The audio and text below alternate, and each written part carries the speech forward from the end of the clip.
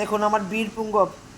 হ্যাঁ, পরশু দিন আমি রান্না করছি, তারপরে খানিকক্ষণ ওর কোনো খেয়াল নেই, তারপরে আমি গপু গপু করে ডাকছি, উনি তখন ন্যাঙ্গাতে লাগাতে এসেছেন, দেখি পায়ের মধ্যে পা ফুলে এরকম ঢোল হয়ে গেছে, আর পায়ের মধ্যে এরকম চোট। শিবন একটু দেখা ওটা, দেখুন কি অবস্থা পাটা আমার বীর পুঙ্গব।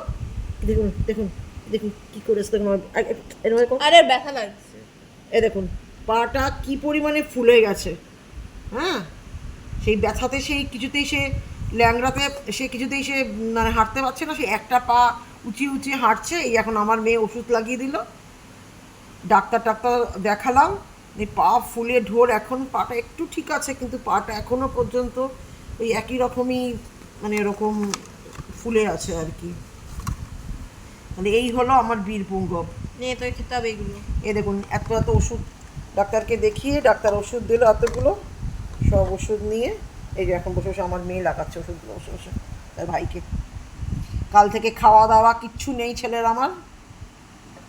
আজকে একটু ভালো আছে, কোলে নিয়েছি, তার কি চিৎকার, আবার সেই চিৎকারটা আমি আর আমি আর চিৎকারটা ভিডিও করতে পারিনি, দেখাতাম যে কত তেজ আমার ছেলের।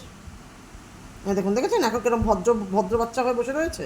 এখন আবার চেটে খেয়ে নেবে। এখন আবার ওষুধ লাগালেও মুশকিল, চেটে খেয়ে নেবে। তা ডাক্তার বলেছে ইঞ্জেকশন লাগাতে হবে। তো এই দেখুন এখানটার মধ্যে একটা চোট লাগিয়ে এসছে। এখন কার সঙ্গে মারপিট করেছে না কী করেছে জানি না। তো এখন এনাকে আর কী করা যাবে, এনাকে এখন ডাক্তার বলছে কাল থেকে ইঞ্জেকশন লাগাতে হবে, কাল থেকে ফুটবে ইঞ্জেকশন, তখন ভালো হবে।